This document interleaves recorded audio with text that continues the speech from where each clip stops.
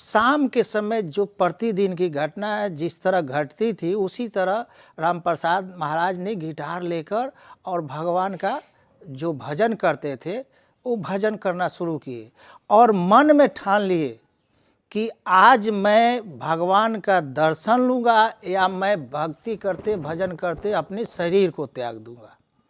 ऐसे स्थिति में भगवान की भजन करते करते करते एक क्षण ऐसा आया कि उन्होंने प्रेम भाव में समाधि में प्रवेश कर गया। इसके बाद सबसे पहले माता जानकी वहाँ प्रकट हुई और प्रकट होने के बाद अपने गोद में लेकर उनको बैठा ली। बैठाने के बाद उनकी समाधि भंग हुई। उसके बाद में उन्होंने सारी बातें मैंने कही और कही जे भक्त आज तुम्हारे ललाट पर चंदन नहीं दिखाई दे रहा है, लो मैं अपना चंदन लगा। तो माता ने स्वयं अपने दाहिने बाद के अंगूठे से राम प्रसाद महाराज के ललाट पर टीका लगाई, जो कि दिव्य टीका। इसके बाद में चारों भाई दर्शन दिए, चारों महारानियाँ दर्शन दी और उनके आशीर्वाद देकर लोग फिर विलुप्त हो गए।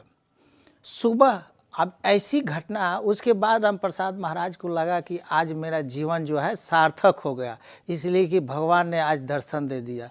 इस खुशी में गए सोने के लिए, लेकिन उनको नींद नहीं पड़ रही थी खुशी के मारे। तो प्रतिदिन की भांति उन्होंने जो 3 बजे सरजू जी स्नान करने जाता थे, वो उस दिन वो 2 बजे ही चले गए और जाकर सरजू जी के स्नान कर उधर से जब लौटे तो वहाँ के जो उनके शिष्य थे कहे जे प्रभु आज महाराज आपके ललाट पर ये चंदन तो बदला हुआ दिखाई दे रहा है। इस पर उन्होंने कुछ जवाब नहीं दिया। इसके बाद फिर लोग जब कहा तब उन्होंने कहा कि हाँ, रात माता ने खुद दर्शन दी है और मेरे ललाट पर चंदन नहीं था तो अपने हाथों से टीका लगाई है। उसके बाद से उस वहाँ का टीका का ही प्रचलन हो गया।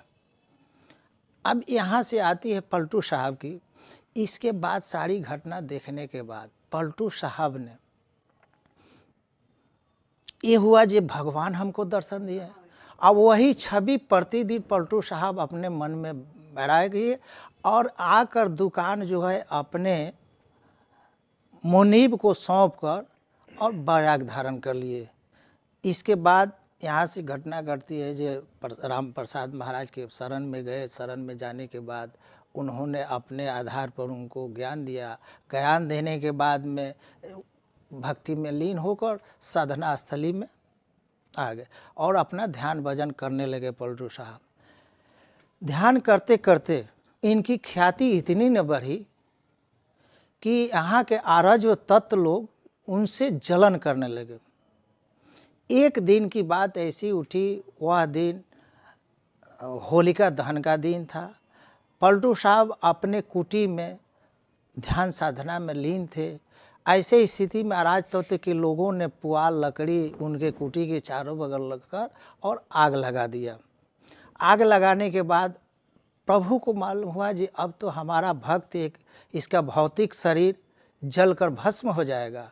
तो ऐसे स्थिति में पलटू साहब को बचाने के लिए भगवान जगन्नाथ भगवान स्वयं यहाँ अवतरित हुए और उस अग्नि से निकालकर इसके बाद उन्होंने जगन्नाथपुरी में लेकर चले गए। जगन्नाथपुरी मंदिर में जो पूजा की चौकी रखी थी उसी चौकी पर रख दिए। ये चीज़ पलटू साहब की बानियों से ही स्पष्ट होता है।